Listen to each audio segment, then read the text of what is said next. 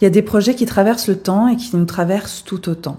Celui dont je vais te parler dans cette vidéo, j'ai mis 3 ans à le porter et je sais qu'il m'a profondément changé. Si tu ne me connais pas, je m'appelle Annabelle Lem, je suis une artiste intuitive, je suis une maman de 2 petites filles, mais je suis aussi une autrice qui s'apprête à être publiée. Et donc, cette expérience, elle a été unique parce que ça a été une odyssée semée d'embûches. Et j'ai même cru que ce projet ne verrait peut-être probablement pas le jour. Donc, si tu es créateur, si tu es auteur, si tu défends une vision particulière, je pense que cette vidéo te sera peut-être utile parce que parfois, le chemin de la création, le chemin aussi pour partager notre message authentiquement peut être compliqué. Et c'est pour ça que je tenais à te partager un peu ce compte-rendu d'expérience pour cette première publication. Je pense que cette histoire, la mienne, te sera peut-être utile et puis te permettra aussi d'avoir du recul parce que parfois, derrière les apparences, on est loin de se douter de tout ce qui peut se passer avant de réussir à atteindre certains de nos objectifs. Donc, voilà pourquoi je suis amenée à faire cette vidéo aujourd'hui. Ce qu'il faut savoir, avant que je commence à raconter toute la chronologie de la situation, du projet, comment ça s'est passé, et des coulisses, c'est que au niveau de l'astrologie, il y a à 99% essentiellement des livres d'initiation qui viennent traiter des fondamentaux de l'astrologie des premiers niveaux, donc autant dire des corps célestes majeurs. Il y a très peu de sujets, on va dire, un peu plus avancés, ou sans parler d'être avancés, un tout petit peu plus pointus, un tout petit peu plus de niche, alors que ils sont tout aussi intéressants et tout aussi importants. Et c'est le cas des décans, donc c'est le sujet que j'aborde dans mon livre.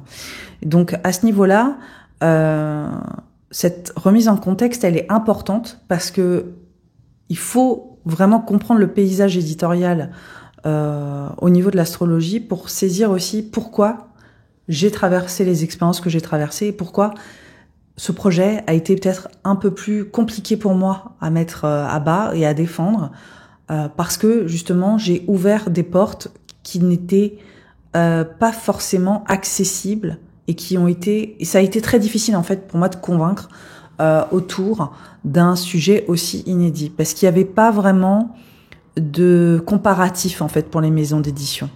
Il faut savoir que c'est pour ça qu'on a souvent des livres qui se ressemblent parce que s'il y a eu des succès ou s'il y a eu des livres qui ont fonctionné à un moment donné, ils vont avoir tendance à essayer d'aller dans cette brèche encore et encore. Donc voilà, je voulais juste faire un petit point là-dessus, histoire que ce soit bien clair. Alors, je suis moi-même obligée de regarder un petit peu la chronologie, donc je vais sûrement regarder mon ordinateur parce qu'il s'est passé tellement de choses, vous imaginez bien, en 3 ans. 3 ans de projet pour parachever ce livre, ça a été un sacré morceau. Alors, comment tout a commencé? Ça a commencé en septembre 2022. Une maison d'édition me contacte parce qu'ils ont un projet à me proposer à laquelle ils aimeraient que je fasse part. Ils aimeraient publier un livre d'astrologie avec des cartes détachables. Donc, il s'avère que ce concept, cette direction artistique, autant dire qu'elle ne me parle pas, parce que moi, ça me fait tout de suite penser aux magazines féminins, aux cartes détachables, au spécial horoscope 2000, au horoscope de l'année, ou etc. Et il y a quelque chose de ludique, il y a quelque chose de l'ordre du divertissement, mais c'était pas quelque chose qui m'intéressait. Aussi, cette maison d'édition que je ne citerai pas me propose d'aborder l'astrologie sous un angle qui ne fait pas partie de mes centres d'intérêt. Enfin, c'était comme s'ils voulaient quelque part profiter de peut-être l'audience que j'avais à ce moment-là, ou en tout cas que je correspondais au profil qu'ils attendaient pour écrire leur livre, donc avec leur concept prédéfini, et que je pouvais m'intégrer à leur sens parfaitement dessus. Dans cette proposition, je me souviens que j'avais trouvé ça étrange parce que j'avais quand même, au niveau de l'astrologie, déjà des centres d'intérêt particuliers. J'avais quand même ma patte, hein, c'était en 2022. À l'époque, j'étais vraiment très centrée sur la part de fortune, qui est un point aussi très peu abordé. Ça, c'est vraiment, on va dire, ce que j'adore au niveau de l'astrologie, c'est aller faire des recherches, d'aller défricher des thématiques qui sont peu abordées. Et j'ai toujours été comme ça, d'ailleurs, même dans d'autres secteurs où j'ai travaillé, que ce soit dans la musique, que ce soit dans le théâtre. J'aime aller dans des endroits où les autres ne vont pas, et j'aime aller trouver des informations qui ont été occultées, qui ont été invisibilisées. Et donc, avec l'astrologie, c'est quelque chose, voilà, qui me fascine, et j'avais longuement travaillé sur la part de fortune. Et quand ils m'ont proposé ce projet d'astrologie avec des cartes détachables, à ce moment-là, moi, j'avais un nouveau centre d'intérêt, c'était les décans. Et les décans, la particularité, c'est que les images décaniques des 36 décans du zodiaque ont aidé à la création du tarot contemporain, le Rider-Waite-Smith. Donc, les illustrations faites des 36 mineurs de faites par Pamela Coleman Smith sont tirées des images décaniques anciennes.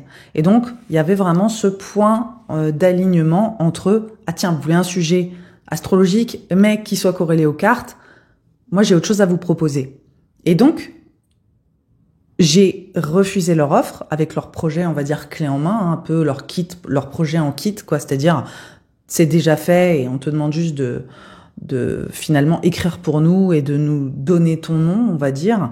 Et moi, je leur ai dit, voilà, ça me tente pas trop, mais moi, j'ai un nouveau sujet qui m'intéresse, c'est ça. Je fais des recherches dessus en ce moment. Je serais ravie d'écrire un livre sur le sujet. Je leur ai expliqué le lien entre l'astrologie et le tarot. Je leur ai expliqué les décans, je leur ai dit, voilà, c'est un sujet que tout le monde connaît, mais en vérité, personne ne sait vraiment ce que ça veut dire.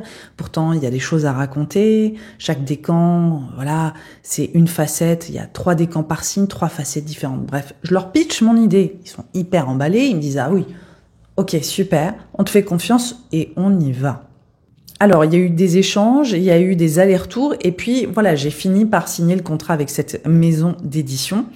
Mais déjà, dans ce principe d'échange et de signature de contrat, je travaillais avec Julie, mon apporteuse de projet, qui est devenue mon agent, et il y avait déjà des choses dans la négo du contrat, dans la façon d'aborder le projet. Je peux pas rentrer dans les détails, mais déjà, ça coinçait, quoi. Déjà, il y avait des trucs qui allaient pas. C'était, vous savez, typiquement, mais ça, on peut en parler dans tout type de relation, que ce soit pro, perso ou quoi. Vous savez, c'est pas simple, c'est pas évident, c'est pas fluide, et puis on se fait, ok.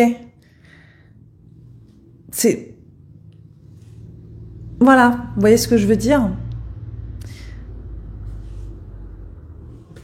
Voilà, il y a un truc où vraiment ça collait pas, ça collait pas. Il y avait un truc où c'était vraiment pas, voilà, il y avait quelque chose qui sentait déjà un peu mauvais. Donc vous avez compris, hein, les choses vont se compliquer quand même par la suite.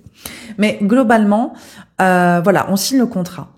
Et du coup, je me mets au travail. Alors, c'est assez compliqué. Je me rends compte rapidement que j'ai mes consultations, j'ai l'art de l'astrologie, j'ai le podcast, j'ai mes 2 enfants. Moi, j'ai 2 enfants en bas âge. J'ai mes formations parce que j'enseigne. Donc, je me retrouve quand même à jongler. Et puis, je me rends compte que la thématique des décans, encore une fois, c'est un sujet qui est complètement inédit. Il n'y a qu'un livre qui est sorti historiquement il y a 10 ans et qui a été pris aussi sous un angle autour de l'explication des décans qui ne correspond pas à l'angle que j'ai pris. Donc, honnêtement, j'étais en terrain inconnu et j'avais énormément de recherches à faire. Et soit dit en passant, l'ironie en plus de tout ça, c'est que le seul livre qui était sorti il y a 10 ans, je n'avais même pas réussi à mettre la main dessus. Je n'avais aucune information sur le sujet. Mais l'auteur, Austin Coppock, qui est un grand astrologue américain, avait fait une formation sur les décans que j'ai suivie, mais ça restait extrêmement léger.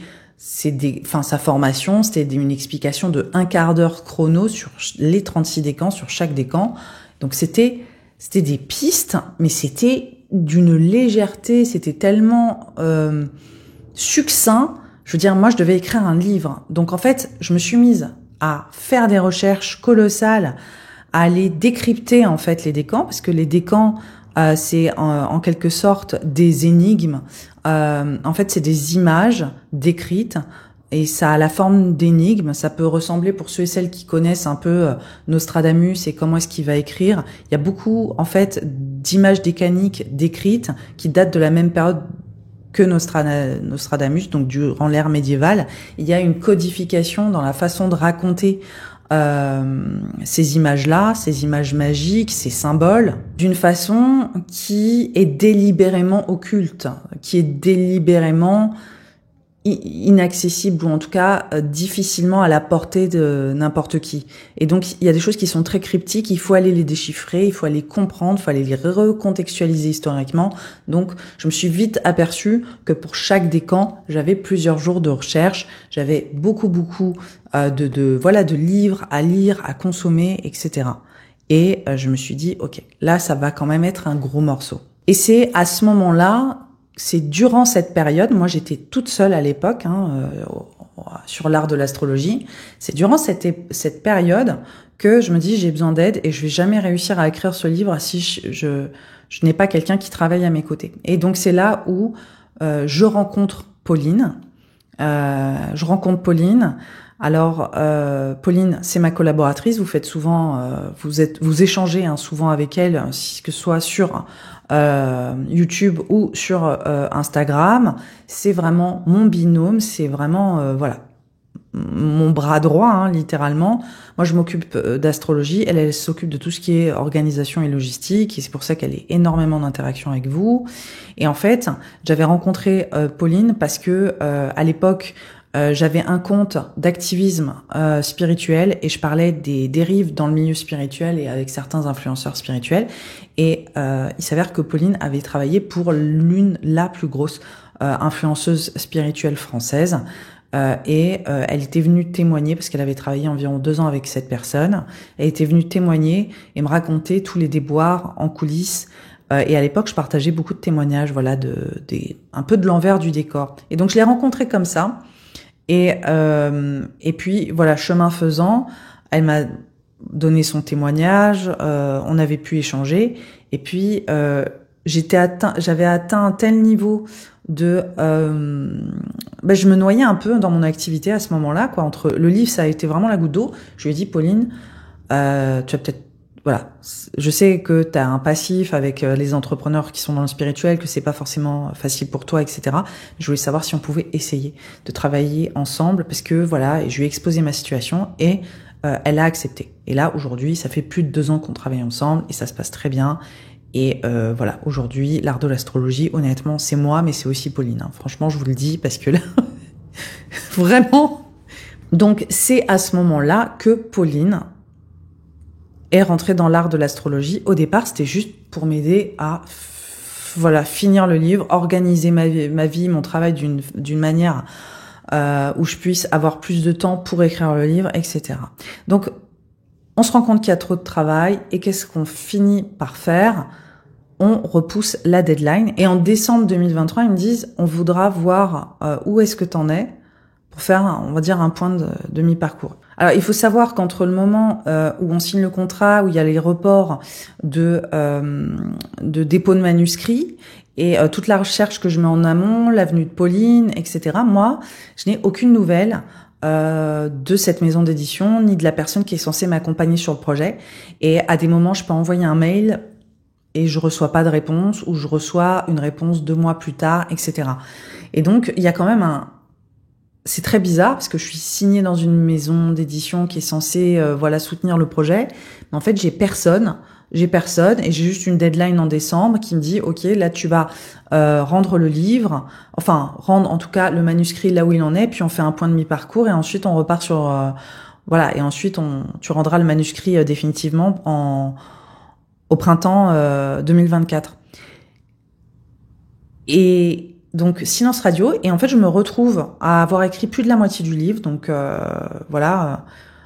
avoir fait des recherches colossales. Et en décembre, je leur envoie. La première partie de ce manuscrit. Et là, on envoie le projet en décembre. Et pendant 3 mois, silence radio. Ça veut dire qu'on a eu 0 réponse de la maison d'édition. On a fait des relances. J'ai Julie, qui est mon apporteuse de projet, qui gérait le projet et qui a été un soutien mais indéfectible. Et en fait, ça a été la personne qui m'a accompagnée. En fait, ça aurait dû être la maison d'édition, mais c'est mon apporteuse de projet qui m'a accompagnée. On envoie le manuscrit, voilà, écrit plus de la moitié, pas de réponse. Elle fait des relances. Moi, je suis un peu dans un état, vous vous doutez bien, hein, j'ai écrit les 3/4 du livre, j'ai envoyé, on a 0 retour, et puis on sent bien qu'il y a un silence qui est pesant, il y a un silence qui est choisi, il y a une sorte de non-dit, en fait, qui plane, et c'est extrêmement bizarre, quoi. Et puis on se retrouve aussi dans une situation qui est pas du tout professionnelle, quoi. On se retrouve avec une maison d'édition qui nous ghost, quoi. Je peux pas dire mieux, hein, c'est vraiment du ghostage. Et puis, de nulle part, donc il faut bien imaginer, on envoie le truc en décembre, le manuscrit, enfin partiellement écrit, mais écrit quand même, et on reçoit une réponse en mars, et là c'est une espèce mais de couperet qui me tombe dessus. On a un mail très lourd qui va dire voilà, il va y avoir des commentaires, mais tout de suite j'ai les mots qui me manquent, hein. Ils vont dire que mon travail, je regarde parce que j'ai des sur mon ordinateur, j'ai des notes. Ils vont dire c'est trop universitaire, c'est pas assez grand public. Les librairies, ils en voudront pas. Et c'est surtout le truc de ça va pas être un succès, quoi. Ça va pas être un succès. Et le truc qui m'a vraiment, mais alors, voilà, c'est pas incarné. Ça manque d'ouverture de cœur.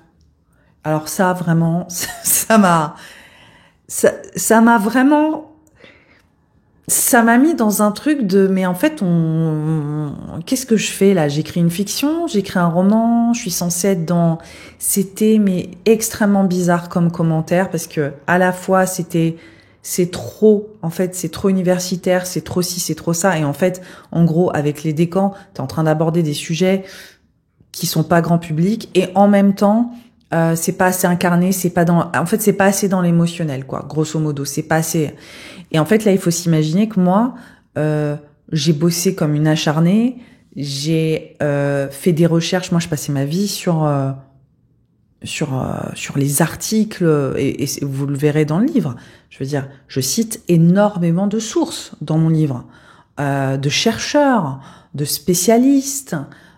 J'explique énormément de choses et en plus de ça, vous le verrez, c'est extrêmement facile à lire et c'est absolument pas, voilà, c'est pas pesant, c'est rien du tout de tout ça.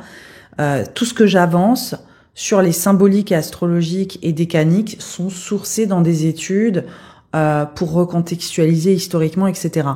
Mais quand je me prends ça à ce moment-là, moi je suis en autarcie, je travaille toute seule depuis des mois et j'ai eu aucune interaction avec cette maison d'édition. Et en fait, en gros, ils m'envoient que c'est trop universitaire et que ça se vendra pas, quoi, grosso modo. Et la problématique, pour moi, il y a vraiment eu cette sensation d'injustice à ce moment-là, de dire à quel moment, il y avait une sorte de logique de j'ai été toute seule, j'ai eu aucun retour, j'ai pas du tout été orientée et guidée, et puis il faut savoir c'est mon premier livre aussi, et puis derrière je me prends ce jugement qui est tellement dur, qui est tellement brutal, alors que honnêtement, j'étais sur la dernière ligne droite du livre et je l'avais quasiment terminé, quoi. Donc à ce niveau-là, ça a vraiment été injuste. Enfin, ça a été vécu comme injuste. Et puis dans ce côté de, mais comment oses-tu, quoi? Comment osez-vous m'écrire ça? Enfin, surtout quand ça fait 3 mois que j'ai 0 réponse, surtout quand on vous a relancé 15 fois. Enfin, à un moment donné, c'est pas normal de parler comme ça à son auteur. Donc ça a été extrêmement tendu. Et je regarde mes notes là de ce que j'ai de ce que j'ai écrit, mais il y a eu plusieurs mails qui se sont échangés et moi j'ai eu l'occasion de prendre la parole, mais c'est pas normal de parler comme ça à son auteur, à son autrice en l'occurrence, moi. Vous nous avez absolument pas orienté sur voilà le type de livre que vous vouliez. Moi, aussi, je suis juste sur un compte-rendu de tout ce que j'ai pu faire. Après, ça se travaille un livre. Je veux dire, on peut repasser dessus, on peut voir ce qu'on fait, ce qu'on garde pas. Non, rien du tout. J'ai juste eu cette espèce de ces critiques très très difficiles. Et là, il y a eu pas mal d'allers-retours de mails et le sentiment commun de la part de toute l'équipe derrière le livre, que ce soit Julie, mon apporteuse de projet, que ce soit Pauline ou moi, c'était de se dire, ils veulent pas en fait aller au bout du livre. Et ça se voyait dans les mails. C'était pas dit explicitement, mais c'était tellement dur, c'était tellement ça marchera pas, ce sera pas un succès. Il y a pas, enfin vraiment, la personne qui m'envoyait les mails ne croyait en aucun cas en ce que j'avais écrit. Mais vraiment, c'était vraiment le truc.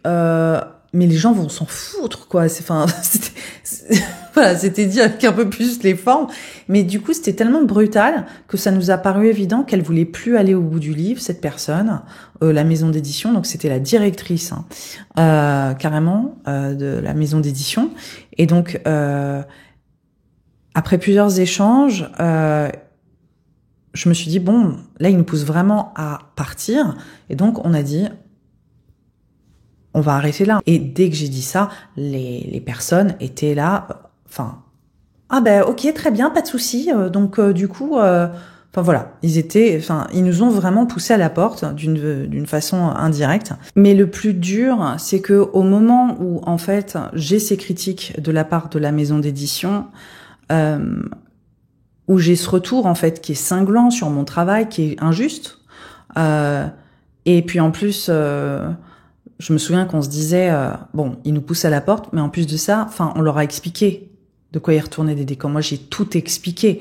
J'ai expliqué les recherches. Je veux dire, ils ont pas signé de manière aveugle. J'avais expliqué la teneur du projet, comment ça allait prendre forme, voilà, comment ça allait croiser l'astrologie et le tarot, mais que j'allais aussi parler de sources anciennes, médiévales, de la Renaissance, même antérieures à ça. J'ai parlé de tout ça. Donc, il y a vraiment quelque chose je ne comprends pas comment ça s'est opéré, et puis j'ai pas compris ce rejet viscéral parce que il y avait cette nature plus intellectuelle ou plus de l'ordre de la recherche. Il y a quelque chose qui a profondément effrayé cet éditeur à ce moment-là. Mais au milieu de tout ça, et c'est ça qui est assez fou quand je regarde la chronologie globale, c'est que au moment où la rupture se fait avec cette maison d'édition, je fais un examen de routine sur le plan médical et un examen basico-basique. Et en fait, la personne qui me fait passer l'examen me diagnostique une maladie très très grave où mon pronostic vital est incertain. Ça veut dire que moi, je fais une petite visite de routine, je fais mon petit examen et je ressors de là avec un papier qui dit que j'ai une épée de Damoclès sur la tête et que je pourrais partir comme ça. Voilà, je pourrais mourir dans 6 mois, dans 2 ans, on sait pas trop. Il faut que j'aille voir un spécialiste. Il faut que j'éclaircisse tout ça. Je vous raconte pas à ce moment-là le point de bascule dans ma vie. C'était vraiment un truc incroyable. Et je vous passe même des détails parce qu'en plus de ça, j'ai eu des sujets familiaux qui sont greffés dessus. Je dis, mais qu'est-ce qui se passe dans ma vie en ce moment? Non, mais vraiment, c'était surréaliste ce que j'ai traversé à ce moment-là. Je vous avoue, le diagnostic, il a été extrêmement violent, il a été choquant.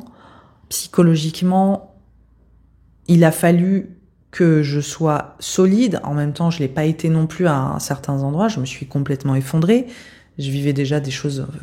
je vivais déjà un challenge professionnel. Et puis là, je me prends ça sortait de nulle part. C'était complètement improbable.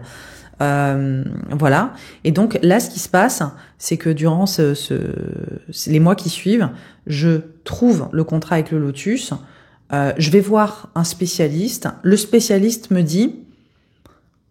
Je vois la radio, je comprends pourquoi on vous a diagnostiqué cette maladie, mais sachez que je pense que c'est peut-être pas le cas. Hein, je vous assure, c'était un peu n'importe quoi. Ce n'est peut-être probablement pas le cas.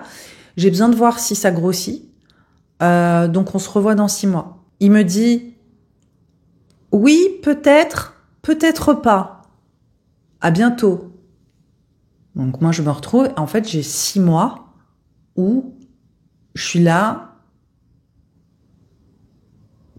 vous voyez, incompréhension. Enfin, vraiment, là, à ce niveau-là, le cerveau, il bug. Et puis je me dis, ok, peut-être que je n'ai pas cette maladie, peut-être que je l'ai. En attendant, je vais mettre ça de côté, je vais le ranger quelque part. Honnêtement, ça faisait 2 mois que je pleurais tout le temps, hein, parce que moi j'ai 2 enfants, j'ai envie de les voir grandir. Je m'apprêtais à me marier. Enfin, j'ai des choses à vivre. C'était quand même compliqué d'envisager éventuellement de partir à la trentaine, voilà, vous comprenez. Donc du coup, quand on me dit oui, peut-être que ce n'est pas le cas, peut-être que c'est le cas, moi je me dis là, à un moment donné, mon cerveau il peut plus, en fait, je peux pas prendre plus d'informations compliquées, et j'ai décidé de mettre ça de côté, et je devais donc et j'ai eu la réponse en 6 mois plus tard, donc c'était en janvier 2025. Donc oui, c'est très récent que j'ai eu l'issue de tout ça. Et en fait, autour de ce projet des décans, autour de cette épée de Damoclès qui m'est tombée dessus, j'ai vraiment eu une transformation en fait dans ma vision de la vie, et je la dois pas seulement à cet événement perturbateur qui est la maladie, qui s'est invité à ce moment-là. C'était aussi le livre, parce que le livre a tout changé de ma vision de l'astrologie. Quand moi j'ai décidé que j'allais faire les décans, je savais que j'allais faire des recherches, que j'allais ouvrir de nouvelles portes, mais à aucun moment je pensais que ma vision de la vie allait changer, que ça allait révolutionner mon approche de l'astrologie, que le niveau de spiritualité, de sagesse que j'ai pu trouver au travers de mes recherches allait complètement, faire évoluer ma vision. C'était un autre niveau. Et en fait, quand j'ai eu cette annonce qui m'a fait contempler la mort, qui m'a fait revoir toutes les perspectives de ma vie, c'est venu vraiment amplifier, c'est venu sublimer tout ça à un autre niveau. Il y avait vraiment je peux pas dire mieux que j'ai eu une grosse prise de conscience. Voilà, j'ai une énorme prise de conscience avec tous ces événements qui se sont succédés, et de manière assez inexplicable, ils ont été corrélés. Ils ont été reliés. Je me retrouve en avril 2024 et je n'ai plus du tout de maison d'édition, et j'ai un projet, et j'ai dû faire face à cette tempête-là. Et j'avais changé toute ma vie pour écrire ce livre. J'avais une nouvelle collaboratrice, Pauline. J'avais adapté tout mon emploi du temps, ma boîte. J'avais mis toute la sueur de mon front, mon temps, mon stress, tout ce que vous voulez dans ce livre. Et là, je me retrouvais avec plus de projet officiel. Néanmoins, en l'espace de 2-3 mois, sur l'été qui a suivi, on a envoyé le manuscrit au Lotus. Voilà, le Lotus et l'éléphant. J'aimais beaucoup cette maison d'édition parce que j'ai des astrologues que je respecte énormément, comme Denis Labouret, qui sont signés chez eux. Je sais qu'ils publient de l'astrologie plus poussée. Je sais qu'ils essayent d'ouvrir en fait des nouveaux champs d'expérimentation autour de l'astrologie, et puis qu'ils laissent aussi des astrologues plus pointus écrire des livres avec leur maison. Donc on s'est dit ok, on va là-bas, et Julie a pitché le livre, on leur a envoyé ce qu'on avait déjà écrit, et on leur a dit qu'on leur rendait à l'automne 2024, et ça s'est fait de façon extrêmement fluide. Tout s'est très très bien passé, et j'ai fini le livre à l'automne. J'ai travaillé du coup avec Grégoire, qui travaille pour le Lotus, qui m'a accompagné tout le long du livre, qui m'a sécurisé, qui était à mes côtés. On échangeait régulièrement, on faisait des visios, on a fait ce livre ensemble, on a travaillé ensemble, et c'est comme ça que c'est censé se passer. On n'est pas censé être isolé, ostracisé, et recevoir ensuite un compte rendu, terrible quand on écrit un livre de la part de notre maison d'édition. On est censé être soutenu, surtout quand il s'agit en plus de notre premier ouvrage et qu'on a tout à apprendre. Alors ensuite, ça a été la dernière ligne droite, l'automne 2024 et ensuite le début d'année 2025. J'ai rendu le manuscrit à l'automne 2024. Ensuite, j'ai poursuivi mon travail avec Grégoire, avec l'équipe du Lotus. On a mis on a changé en fait le livre. Il s'avère que moi j'avais écrit un livre de 750 000 caractères. Le Lotus m'a dit c'est très bien, hein, ben va falloir enlever la moitié parce que voilà, c'est comme ça. On a signé un livre qui faisait X pages. Là, ben c'est voilà 3-4 fois ça, donc ça va être compliqué. Pour nous, on peut pas publier un livre aussi gros. Et donc ça a été une autre rouste, mais du coup ça m'a vraiment aussi aidé à me concentrer sur l'essentiel. Ça veut dire que j'ai délibérément enlevé des parties, certains aspects enfin, disons qu'il y a plein de facettes, de symboles au décan, et en fait je me suis concentrée sur les symboles les plus représentatifs, sachant que j'avais fait des recherches sur absolument tout. J'ai pu dire ok, vu que j'en ai 10, comment est-ce que je synthétise, lesquels sont les plus, on va dire, les plus évocateurs, et j'en ai choisi 2 systématiquement, et je suis allée vraiment essentialiser, je suis allée vraiment au cœur en fait du sens du décan pour donner, pour rendre beaucoup plus accessible tout le travail que j'avais fait. Et après, honnêtement, je sais que c'est difficile à entendre de se dire, ok, on est passé de 750 000 caractères à 300 000 caractères. Ça a été très dur, et j'avais fait une introduction incroyable où j'avais expliqué, j'avais fait des profils sur toutes les sources, sur toutes les personnes qui ont contribué au décan, sur l'histoire des décans. C'était extrêmement complet, mais à un moment donné, c'était trop, et c'était pas possible aussi de pouvoir initier le grand public avec tout ce que j'avais écrit. Donc après, ce n'est pas perdu, parce qu'évidemment, il y a une partie, parce que j'avais fait des recherches même sur les signes astrologiques. Ça, par exemple, je me suis concentrée que sur les décans là dans le livre, mais j'ai fait des recherches approfondies sur les signes astrologiques. J'ai trouvé des sources nouvelles sur les signes astrologiques. Donc ça, par exemple, je l'ai mis dans ma formation La Trame. J'ai fait aussi des recherches que je vais utiliser dans la formation des décans qui va sortir à la fin de l'année. Donc je donne pas le nom, mais elle va exister. Donc il y a plein de choses où en fait je me dis, je vais le donner aux personnes qui seront aptes à prendre ces informations-là, les tarologues, les astrologues, les personnes du métier qui sont vraiment ouvertes à aller bien plus profondément dans le sens des arcanes, dans le sens de l'astrologie. Et là, le livre, il est hyper riche, hein. Qu'on soit clair, il est extrêmement riche, mais tout ce que j'ai enlevé dans le livre, voilà, je le réserve aux formations et à des contenus exclusifs. Donc c'est pas jeté, c'est juste, on va dire, transformé et mis ailleurs. Mais ça a été une sacrée épopée, parce que j'ai dû choisir et j'ai dû apprendre à résumer. Et ça aussi, ça a été un sacré moment, hein, de faire ça. Et je me souviens que Grégoire du Lotus, quand il m'a annoncé qu'il fallait enlever la moitié de ce que j'avais écrit, il était totalement déconfit, quoi. C'est pas évident, mais ce livre, je l'avais écrit à les 3/4 sans travailler avec le Lotus, et donc j'avais déjà fait une somme de recherche que j'avais fait bien avant de signer avec eux, quoi.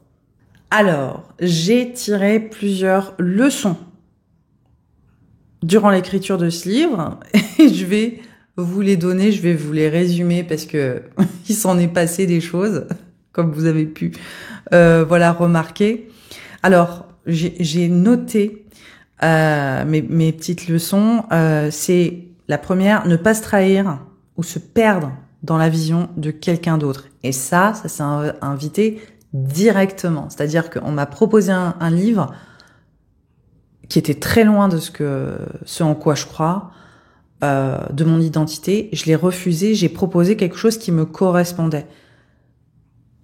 J'ai fait ce livre, mais quand je l'ai proposé, j'ai eu énormément de rejets. Au lieu de travestir mon livre, au lieu de chercher la validation aussi peut-être de la part de maisons d'édition qui auraient pu m'offrir une légitimité, etc., etc., j'ai choisi de ne pas me compromettre. Et j'ai posé mes limites. Et ça, c'est extrêmement, honnêtement, c'est difficile, hein. Je vais pas en thérapie pour rien. je fais le travail, je vais en thérapie pour apprendre à poser mes limites. Et donc, quand j'ai renoncé à mon contrat, à la maison d'édition et au livre, je l'ai fait, j'avais aucun filet derrière, j'avais déjà écrit mon livre les 3/4, ça a été dur, ça a été violent, mais à un moment donné, il fallait que je me fasse respecter aussi et que je respecte mon travail et toute l'énergie et surtout la vision et ce en quoi je croyais. Et ça, honnêtement, pour avoir travaillé, créé, même avant ce livre dans ma vie, dans d'autres secteurs d'ailleurs, c'est hyper important de rester fidèle à nos convictions profondes autour de ce qu'on sait qu'on peut transmettre. L'autre leçon, c'est être à l'écoute de ses ressentis. Là, encore une fois, on peut toujours s'améliorer. Et là, dans mon cas, l'intuition, le moment où on se dit « ça sent mauvais, mais j'y vais quand même », là, je l'ai vraiment eu avec la première maison d'édition. J'en ai parlé avec Julie, qui est mon apporteuse de projet. Toutes les deux, on s'est dit que la négo du contrat de la première maison d'édition, les allers-retours sur ce contrat ont été tellement difficiles et pénibles. C'était tellement pas naturel, c'était tellement pas évident, c'était tellement dans une négociation qui était petite en fait. Il y avait clairement un manque de respect, je vous le dis, sur la rémunération, sur la négociation, sur l'avance, tout simplement, c'était minuscule, même sur les droits du livre, vous savez le pourcentage tout était revu, mais à un niveau de baisse qui était indécent en fait. C'est-à-dire que autant donner le livre gratuitement, autant ne pas être rémunéré, faire du bénévolat, c'était quand même assez problématique et on a dû batailler pour avoir, je dirais, une reconnaissance dite normale. Et on se l'est dit plusieurs fois avec Julie, on aurait dû arrêter la négo et dire on va pas travailler avec vous parce que c'est pas ok. C'est pas ok, vous respectez pas notre travail et on trouvera une autre maison et basta. On aurait dû poser la limite, on l'a pas posé. Donc encore une fois, écoute tes ressentis, écoutez vos ressentis avec les collaborations, même si vous avez l'impression d'être dans une situation où vous avez besoin de l'autre, c'est du pareil au même, c'est du pareil au même. Et si le truc ne se passe pas correctement dès le début, il est voué à mal se passer par la suite. Et mon expérience n'en est que la confirmation. J'ai déjà vécu ça plusieurs fois dans différents espaces de ma vie. Et franchement, voilà, c'est encore revenu. Donc il faut mettre de côté son envie, son rêve aussi, son ego. Il faut savoir mettre de côté ces choses-là et se dire là maintenant tout de suite c'est pas à la hauteur. Donc c'est pas à la hauteur, on s'arrête là. Troisième leçon. Alors créer, c'est aussi renoncer. Ouais, et c'est accepter le temps. Ça, à ce niveau-là, on a une vision. On commence souvent avec une vision initiale de j'ai cette vision, je veux ça. Autant, je vous dis, il faut pas... on a des valeurs, on a des convictions, on a des certitudes de je sais que ça, c'est ce que je dois faire. Je suis appelée par ça, comme moi, j'ai été appelée à écrire ce livre sur les décans. Mais autant, il y a une vision initiale du projet et puis il y a comment il se termine et à quoi il ressemble au final. Et honnêtement, c'est très comparable à avoir un enfant, dans le sens où le projet qu'on mène, on est appelé à le faire, à l'avoir, à le créer, mais il nous appartient pas réellement. En définitive, on a beau mettre toute notre énergie, notre temps, au final, il ressemblera jamais à ce qu'on avait forcément imaginé. Il y aura toujours un décalage entre l'impulsion initiale et le résultat. Voilà. Et ce projet, il est aussi traversé des expériences qu'on vit, qui vont changer fatalement, mais aussi d'autres personnes, d'intervention d'autres personnes. Et il n'y a pas qu'un seul contributeur à notre projet, il y en a plusieurs. Et il y a d'autres personnes qui viennent influencer ce projet en cours de route. Et donc, il faut honorer ça aussi, cette espèce d'effort de l'équipe, que ce soit votre famille qui vous soutient, que ce soit les personnes avec qui vous travaillez, que ce soit même les sources avec lesquelles vous évoluez. Moi, je sais que ce livre, il est habité par des figures, des chercheurs, des personnes qui m'ont complètement habité, des personnes qui m'ont guidé aussi, des personnes, voilà, j'ai envie de dire des personnes, des icônes un peu de l'histoire. Je pense à Giordano Bruno, je pense à Frances Yates, je pense à des chercheurs, à des philosophes qui font partie de ce livre. Donc ce livre, il m'appartient pas uniquement, et il a pris la forme qu'il devait prendre, et aujourd'hui, voilà, il n'est plus vraiment de mon ressort, et je pense qu'il faut accepter de renoncer aussi à cette emprise qu'on a sur notre projet et savoir se laisser porter. Donc, c'est pas celui que j'ai commencé à écrire, ce livre, mais c'est un autre livre et c'est celui que j'ai décidé de terminer. Donc, il y a vraiment un décalage entre celui que j'avais en tête au début et celui qu'il est devenu. La quatrième leçon, c'est savoir demander et recevoir de l'aide. Ça, c'est hyper important. Et honnêtement, ce livre, je le dois à plusieurs personnes. Je le dois à mon mari, qui a été là à mes côtés, qui s'est occupé de nos enfants, qui a créé l'espace pour moi, pour que je puisse me sentir, voilà, que je puisse être seule, qui est allé chercher nos enfants, qui les a amenés à l'école pour que je puisse avoir 1 heure de plus, pour que je puisse aller au bout de ce livre, qui a compensé en fait. Il y a Pauline qui a permis d'orchestrer toute ma vie autour de l'écriture de ce livre, qui a permis qu'on arrive au bout de ce livre. Il y a Julie qui est mon agent, qui m'a permis, voilà, de vraiment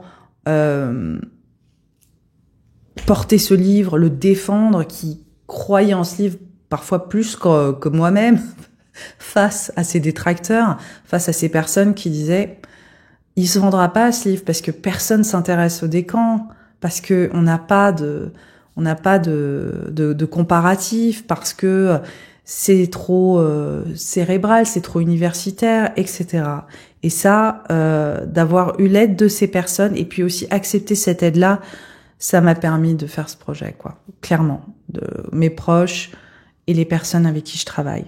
Quand je vous dis que le livre, il m'appartient pas et que en fait, il nous traverse et que il est habité aussi par d'autres personnes que nous, que ce soit des personnes qui nous soutiennent dans le processus, mais aussi des personnes qu'on invoque en fait dans nos projets et dans le livre. Voilà toutes les sources et puis toutes les personnes qui ont préexisté avant moi, avant ce livre, dans le temps, par le passé, et qui ont marqué l'histoire et qui m'ont permis d'écrire ce livre et dans laquelle j'ai puisé pour écrire ce livre.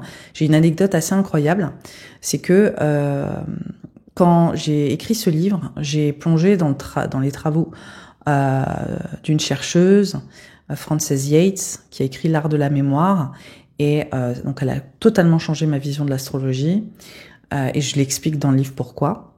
Et j'ai découvert de manière approfondie le travail de Giordano Bruno, qui est un philosophe, et ça je pense que j'en ferai une vidéo parce que vraiment pour moi c'est je pense que si j'ai un maître à penser ou si j'ai une figure que j'admire profondément ou une personne qui a complètement changé, encore une fois je vous le disais, ce livre a changé ma vision de la vie, c'est le travail de Giordano Bruno, le travail de Frances Yates. Et j'ai vraiment eu des prises de conscience colossales à travers voilà, cette chercheuse, ce philosophe. Et Giordano Bruno, durant toute l'écriture du livre, donc que je vous rappelle qui a duré 3 ans, je ne parlais que de lui, à mon conjoint, à mes collaborateurs, à mes collaboratrices. Je passais mon temps à être là, tu te rends compte, Giordano Bruno, à parler de son travail, à le citer. Enfin, de toute façon, j'avais le nez dedans. J'écrivais le livre et c'est une de mes sources principales. Donc voilà. Et le truc incroyable avec ça, c'est que j'ai découvert récemment que quand j'étais à Paris, il y a 5 ans, j'ai habité de 2017 à 2020 dans une rue qui s'appelle la rue des Plantes. Et littéralement, j'habitais 70 rue des Plantes. Et à 70 rue des Plantes, il y avait la première, enfin, il y avait mon immeuble et littéralement, allez, 30 mètres, il y avait une rue, une petite rue, que je parcourais pour aller à l'hôpital où j'ai accouché mes enfants et qui menait directement à l'hôpital Saint-Joseph. Et c'était une rue très longue, mais que je parcourais tout le temps, enceinte, parce que j'ai eu mes 2 enfants coup sur coup et j'allais à l'hôpital faire mes examens, j'ai accouché de mes 2 enfants. Donc c'est une rue qui m'a vu grandir, qui m'a vu évoluer, et par le plus grand des hasards, en regardant mon adresse sur Maps, pour une raison complètement triviale, je me suis rendu compte que c'était la rue Giordano Bruno. Et c'est la seule rue qui s'appelle comme ça en France. Voilà. Je crois qu'il n'y en a qu'une seule autre en Europe. C'est-à-dire qu'il n'y a qu'une seule rue qui s'appelle Giordano Bruno, et c'est une des rues que j'ai le plus parcourues de ma vie en répétition. Mais vraiment, sur un laps de 3 ans, avant de déménager à Bordeaux et d'écrire ce livre et d'être plongé au cœur du travail de cet homme. Giordano Bruno, c'est un philosophe de la Renaissance qui a été brûlé vif sur le bûcher par l'Église parce que il avait des idées qui se sont toutes, je dirais même des visions, des intuitions, et c'est un euphémisme, qui se sont toutes avérées vraies, qui se sont toutes confirmées par la suite. La théorie d'un univers infini, de multiples soleils, énormément de choses qu'il a vues avant même les plus grandes découvertes scientifiques. Il a théorisé l'ADN. Un homme hors du commun. Je peux même pas expliquer. Moi, quand des choses m'émeuvent trop, enfin, cette personne-là, cet homme-là, c'est un des plus grands génies de notre temps. Si peu de personnes le connaissent. Et il travaillait sur l'astrologie, il travaillait sur les décans aussi. Et il a théorisé énormément de ses trouvailles et de ses idées grâce à la logique astrologique, grâce à une vision magique du monde, et il a pu repousser aussi les limites de la pensée de son époque, même durant bien après sa période de vie. Enfin, il a complètement repoussé les limites du possible. Il a théorisé des choses qui étaient tout bonnement impossibles à envisager. Bref, il est très tard. Il est quelle heure là ?